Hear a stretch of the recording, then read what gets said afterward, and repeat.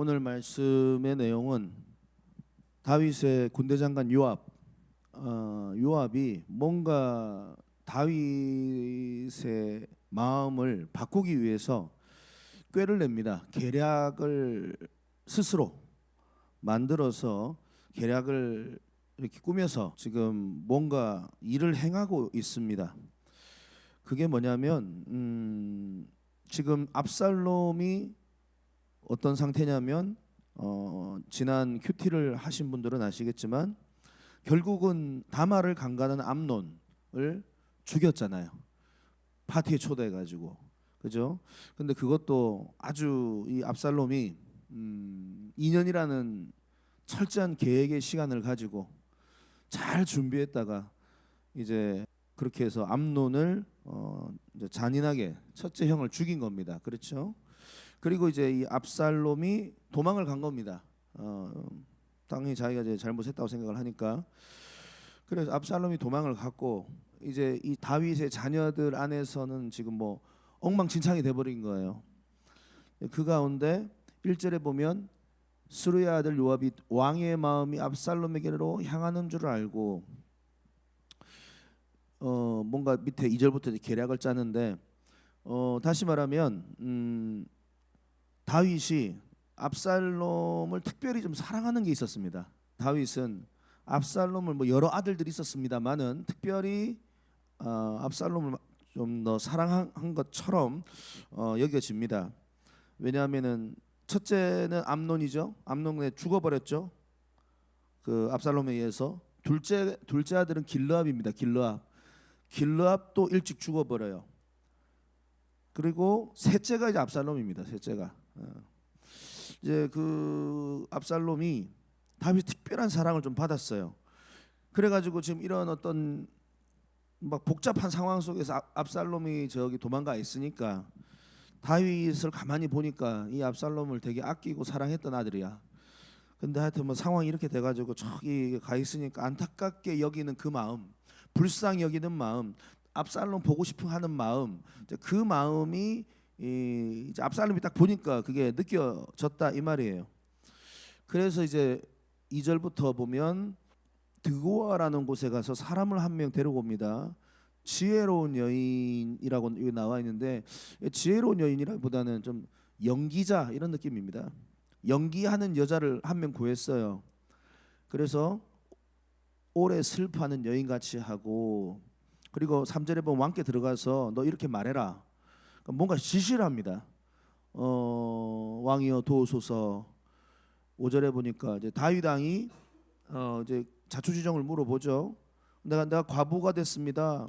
그리고 나한테는 아들이 2명이 있습니다. 그런데 이 두 아들이 이제 막 어떻게 싸우다가 큰 아들이 작은 아들 자기 동생을 죽였습니다. 이제 그 말이에요. 그러니까 7절에 보니까 이제 온 동네 사람들이 와서 이 첫째도 죽이려고 합니다. 그러면 자기는 이제 남편도 없지, 아들 2명 있다가 아들이 또 큰 놈이 작은 놈 죽였지. 그러니까 어떻게 보면 그런 억울한 싸움 속에서 이제 큰 놈도 죽여버리겠다 그러죠, 동네 사람들이. 그러면 자기는 이제 뭐 누구 믿고 살겠느냐. 7절에 보면 남편의 이름과 씨를 세상에 남겨둘 것이 없습니다. 내 가문이 완전히 끝장날 겁니다. 나 좀 보호해 주세요 이 말이에요. 다윗을 찾아가서 요 말을 해라 이렇게 말한 겁니다. 참 요압이 이상한 걸 시키고 있죠. 그러니까 왕이 어떻게 반응할 줄 아는 거예요. 왜냐하면 10절에 보면 또 다윗이 또 막 감정이 일어납니다. 불쌍히 여기는 마음이. 이 과부가 불쌍한 거예요. 그래가지고 누구든지 너 건드리면 내 데리고 와라. 내가 그냥 너 보호해 줄게. 내가 너 건드리는 사람 있으면 나 가만두지 않겠다. 11절에도 보면 여호와께서 살아계심을 두고 맹세하노니 네 아들의 머리카락 하나도 땅에 떨어지지 아니할 것이다. 막 이 과부되지 않도록 내가 너 도와주겠다. 아예 네 아들 하나 지금 남아 있는 거 이거 내가 보호해 줄게. 그러니까 이상한 어떤 동정심, 감정이 이렇게 일어나도록 이 전체적인 그 스토리가 사실은 나단 선지자였던 그 스토리하고도 좀 비슷하거든요. 그러니까 요압이 아는 거예요. 이 다윗이란 인물의 마음, 그의 심성, 어떤 스타일을 아니까 이렇게 연기자를 구해가지고 지금 이렇게 하는 이유가 목적이 뭐예요? 압살롬을 다시 복귀시키려고 하는 거예요. 압살롬의 귀환을 추진하는 거예요. 왜 그렇게 할까요? 다윗과 압살롬에 대한 충성심이 아니에요. 자기의 철저한 이기심이 이 안에 숨겨져 있는 거예요. 왜냐하면 딱 밤에 보니까 이제 압살롬이 저거 형 죽였긴 했지만 그래도 다윗의 눈에는 얘가 제일 사랑하는 자고 딱 봐도 얘가 이제 그다음에 왕이 될 것 같아. 빨리 그래서 이 상황을 풀어가지고 빨리 좀 화해하고 아빠하고 화해하고 압살롬이 왕이 되면은 자기 입장에서는 이거 화해자의 역할도 된 거고 그리고 압살롬이 또 왕이 되면 또 얘 때문에 자기가 복귀된 거잖아요. 그러니까 또 압살롬의 입장에서도 얘 고마운 애가 되는 거고 이게 다 이게 요압이 머리를 짠 겁니다. 이게 아이디어를 짠 겁니다. 얼마나 요압이 똑똑한 사람이었는가 여기서 우리가 알 수 있죠. 다윗을 가지고 노는 겁니다. 지금 이런 여자를 구해가지고 상황 이렇게 만들어가지고 철저한 기회주의자입니다. 이 요압은 이게 왜 기회주의자인가? 이 사람은 진정성이 없는 사람이에요. 뭐 우리가 얼마 전에도 말씀을 통해서 살펴봤지만 남유다만의 왕으로 다윗이 있었을 때 북이스라엘에서 아브넬 장군이 내려왔어요. 이거 좀 한번 잘해 보려고. 그런데 가만히 보니까 나중에 아브넬이 2인자가 될 것 같거든. 그러니까 돌아가는 길에 사람 보내가지고 아브넬 장군 죽여버렸잖아요. 기억나시죠? 그런 것. 그 다윗의 입장과 나라에 대한 생각이 없어요. 얘는 오직 자기예요. 그리고 나중에 이제 압살롬이 반역하고 오히려 다윗을 쫓아내고 이제 자기가 왕이 되려고 하는 그 상황 속에서 보니까 이제 또 다윗이 또 왕권을 차지하고 다윗이 압살롬을 이렇게 잡아오라고 합니다. 죽이란 말 안 합니다. 죽이란 말을 안 하는데 이 요압 장군이 압살롬을 죽여버립니다. 왜냐? 얘는 이제 희망이 없다는 거예요. 얘는 이렇게 돼도 다 왕이 될 가능성이 안 보여. 그러니까 그냥 압살롬을 또 죽여버립니다. 그리고 우리 솔로몬 공부하면서 배웠지만 아도니아 넷째 아들 아도니아가 이제 반란을 일으켜가지고 왕이 되려고 할 때 이제 솔로몬을 대적해서 이 아도니아 쪽에 붙어버립니다. 요압이.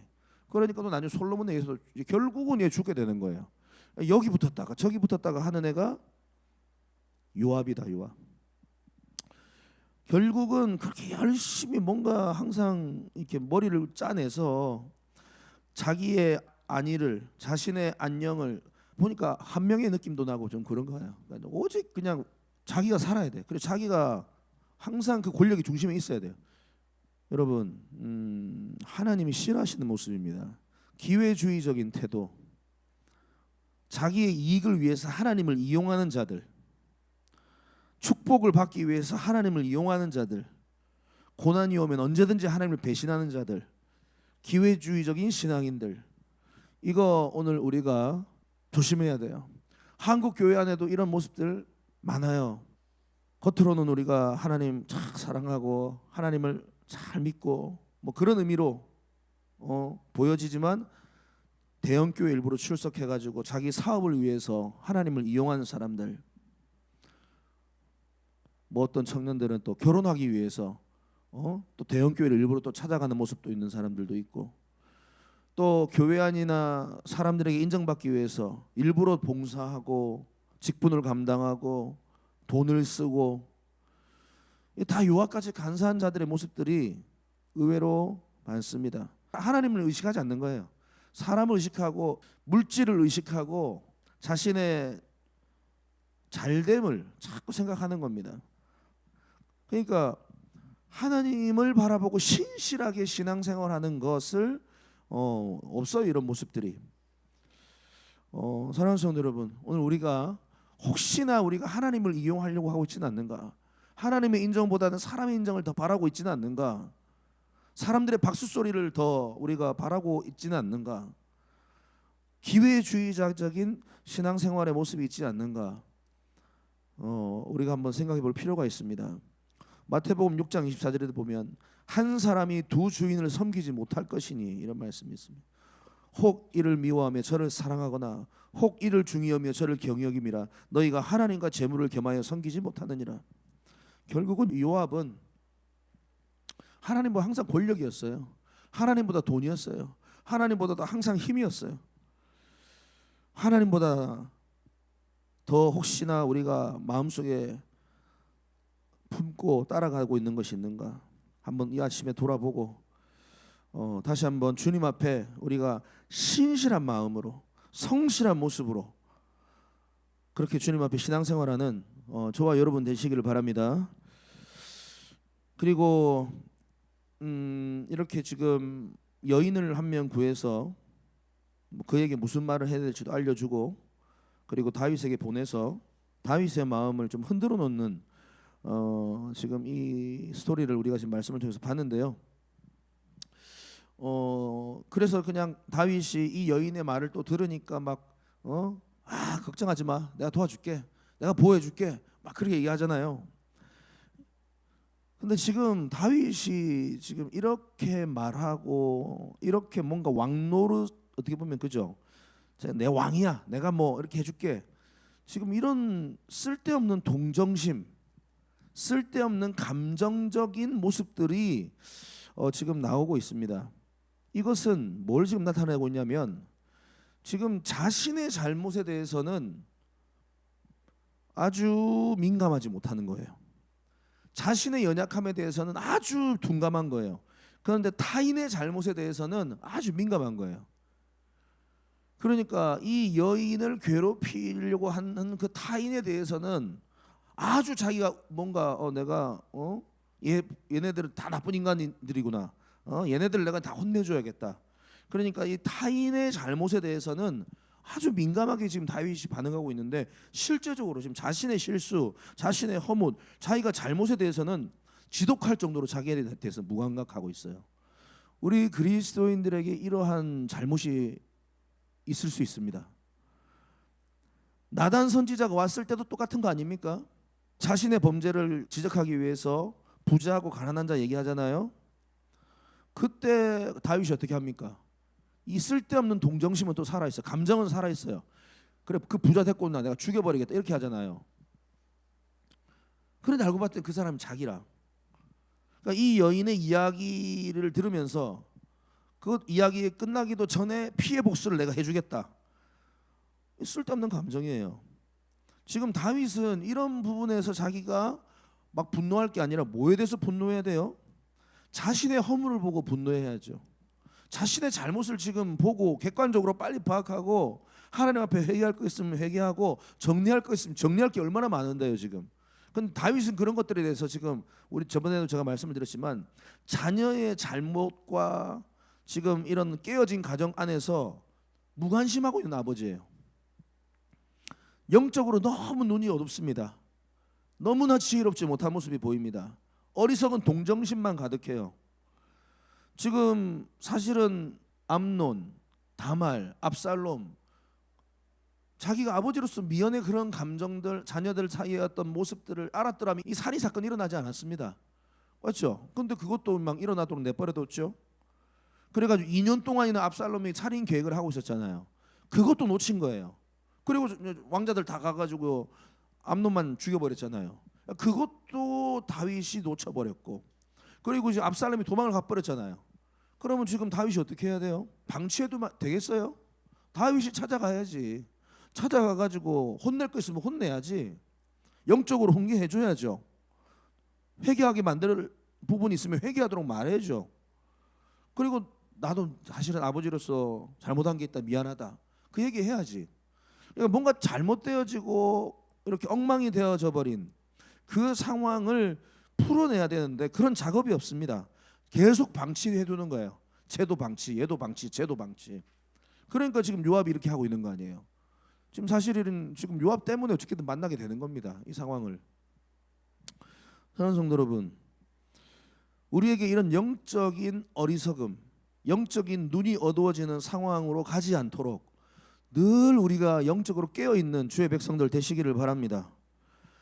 계속 방치하고 무관심하잖아요. 가정이든 교회든 영적 공동체든 최악으로 계속 가더라고요. 보니까 내가 어느 순간 빨리 용기를 내서 상황을 바꾸지 않으면 이거 나중에 손쓸 수 없게 되더라고요. 이게 더 최악으로 가더라고. 우리 교회도 마찬가지입니다. 그리고 우리 셀 안에도 마찬가지입니다.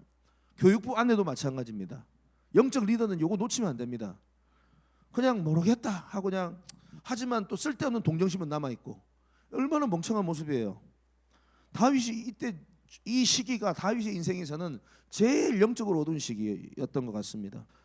우리의 영적인 눈을 떠야 됩니다. 감정에 치우친 신앙이 아니라 말씀에 뿌리 내린 영성의 사람이 되어야 될 줄 믿습니다.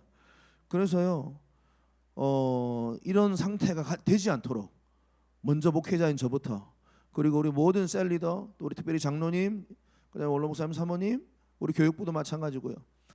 처음엔 실수하고 잘못된 행동을 할 수 있습니다. 빨리 그걸 찾아서 교정하고 회개하고, 나도 회개하고 이 사람도 회개하고 빨리 돌이킬 수 있는 그러한 영적인 이 민감함이 살아있는 저와 여러분 되시기를 주님의 이름으로 축복합니다.